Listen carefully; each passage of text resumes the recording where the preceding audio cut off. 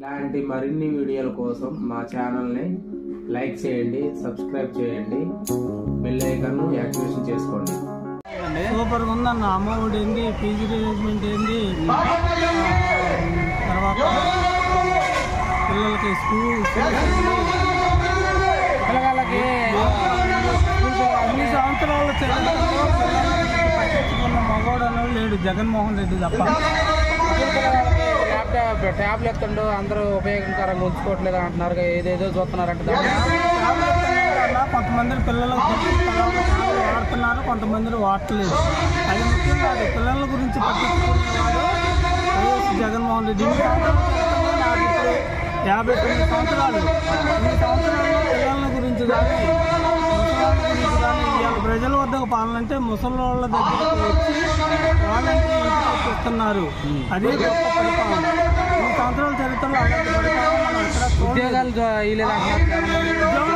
అభివృద్ధి చేయలేదు. రాజధాని వ్యవస్థ ఉందంటే మనం బయటికి పోయి నా విషయం నేను చెబుతున్నా.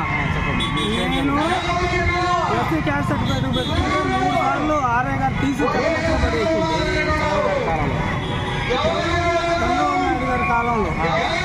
ఈరోజు మా ఇంటికి వాలంటీర్ వచ్చి మా మిస్సెస్కి ఆ వాలంటీర్ పోయి తీసుకొని వచ్చి బాబాయ్ మీకు వచ్చింది క్యాస్ట్ సర్టిఫికేట్ అని తీసుకొచ్చి ఇచ్చింది.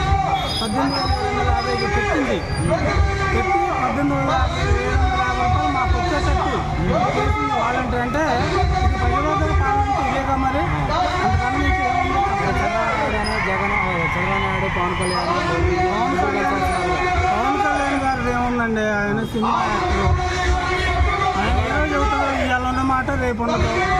ఇక్కడ మాట్లాడిన మాట నెక్స్ట్ ప్రోగ్రాంలో మాట్లాడడం. ఆయన మాట ఎవరంటారండి? ఎవరో కొంతమంది యూత్ ఉన్నారు, వాళ్ళు వినొచ్చు. కాకపోతే ఓట్లు పరంగా అయితే రావు. ఇవాళ జగన్మోహన్ రెడ్డి గారికి ఉన్న ఆదరణ, ఆయన చేసిన మంచి పనులు మరి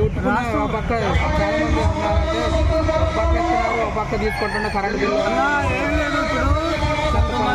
ఇప్పుడు మేలు జరగని వాళ్ళు అంటూ ఎవరు లేరు. తీసుకొని కూడా ఈరోజు తీసుకొని కూడా మాకేమి ఇచ్చిందనే మాట మాట్లాడుతున్నారు తప్ప. మరి మీరు అన్నారు 10ంటికి మేలు జరిగిన పథకాలు వచ్చినారు, ఎన్నోళ్ళు ఓటేస్తారంటారా? అది భగవంతుని నిర్ణయం. ఇప్పుడు నీతిగా వాళ్ళు ఉంటే పథకాలు ఇచ్చిండు కాబట్టి చేయాలి. వాళ్ళు నీతిగా లేకపోతే మరి మనం ఏం చేయలేము. దానికి అది భగవంతుని నిర్ణయం. వాళ్ళ మనసు నాకు ఇన్ని పథకాలు ఇచ్చింది అనే వాళ్ళకి నమ్మకం ఉంటే ఓటేసి మళ్ళీ గెలిపించుకోవాలి. ఎందుకులే అనుకుంటే అది వాళ్ళ విద్యకే వదిలేయాలి. బాగుందంటారా? పరిపాలన అయితే సూపర్. ఎవరోడైనా పర్వాలేదు. ఇన్ని సంవత్సరాల చరిత్రలో ఏం చేసినా రాజధాని కట్టలేదన్న విమర్శ ఉంది కంటే రాజధాని కట్టలేదు. ఒకసారి 1 సంవత్సరం 2-3 సంవత్సరాలు అయ్యేది కాదు. అది పెట్టాలి అంటే దగ్గర 10-15 సంవత్సరాలు పడుతుంది. ఇవన్నీ చూసుకోవాలి. అమరావతిని తీసేసి దగ్గర ఉన్నదాన్ని తీసేసి వైజాగ్లో పెడతా ఉంటారు. అమరావతిని తీసేయడం అంటే అట్లా కాదండి. ఇవాళ వ్యాపారం రీత్యా కావాలంటే వాడరేవులు ఉన్నాయి. వ్యాపారం వాడరేవుల దగ్గర జరిగినట్టు అమరావతిలో జరుగుద్దా? కనుక ఒకవేళ వైజాగ్లో పెట్టడం కరెక్టే. ఎందుకంటే మనకి ఫస్ట్ ఇంతకుముందు ఉన్నది ఒకటే రాజధాని. దాన్ని తీసుకొని హైదరాబాద్ చేశారు. హైదరాబాద్ చేసిన తర్వాత మళ్ళీ చీలిపోయినాం మనం. ఎక్కడికక్కడ చనిపోయిన వాళ్ళు మనకి ఎక్కడ అనుకూలంగా ఉన్నదో అక్కడ పెట్టుకోవాలి.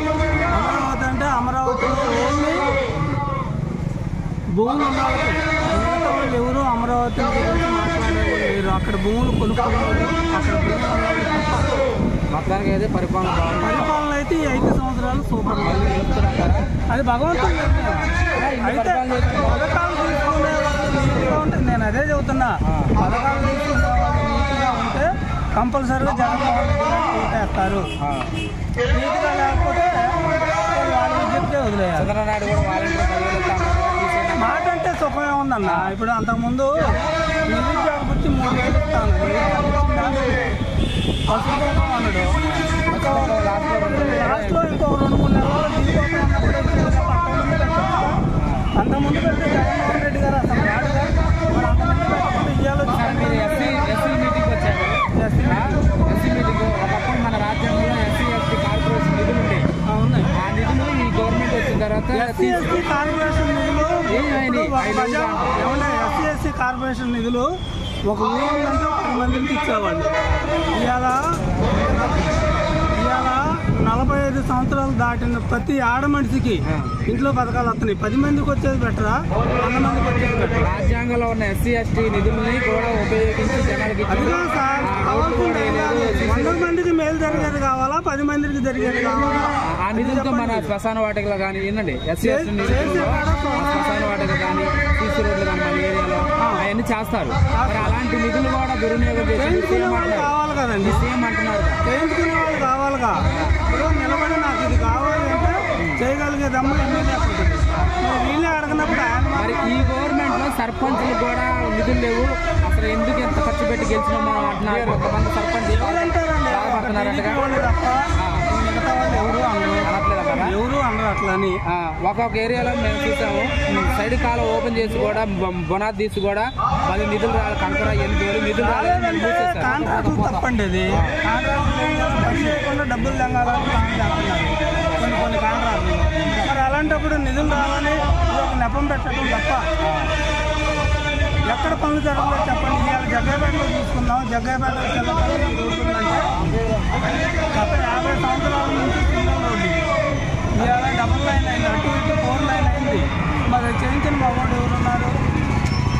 ఒక భానుగారు చేయించిండు, జగన్ గారు చేసింది. ఇలా చెరువులో పోండి, ఈ టైంలో ఇప్పుడు పోయి చూస్తే చెరువులో ఒక ఎట్లా ఉంటుందంటే ఒక పార్కు ఉన్నట్టు కనపడుతుంది. మరి అది చేసింది ఎవరు? జగన్మోహన్ రెడ్డి. మరి ఎన్ని సంవత్సరాలు చరిత్రలు ఇప్పుడు 45 సంవత్సరాలు అన్నారు పెద్ద ఆయన చంద్రబాబు నాయుడు గారు. ఏం చేసింది చెప్పనండి, ఏం చేసింది చెప్పమనండి.